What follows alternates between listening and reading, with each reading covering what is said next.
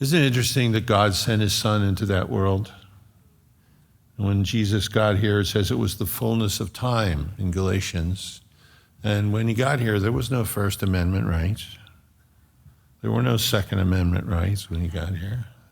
God sent him into a hostile world where the light of the gospel would shine brighter because of how dark it was in the place that he came to.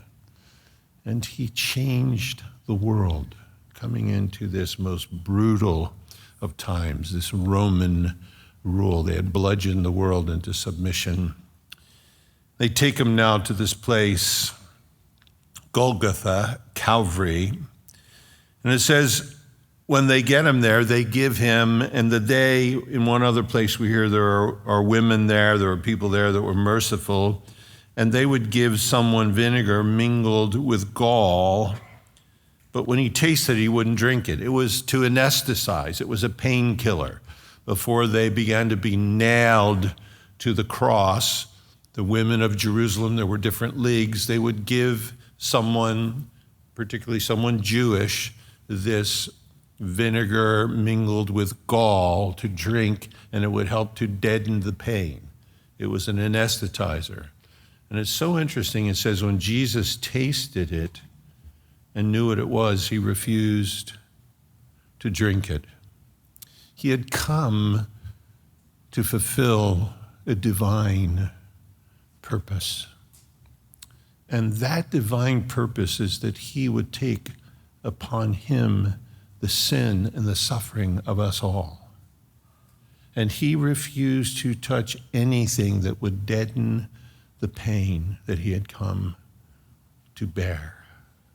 Look, there are so many in our world today, and so many that you know, that try to anesthetize their pain with alcohol, with drugs.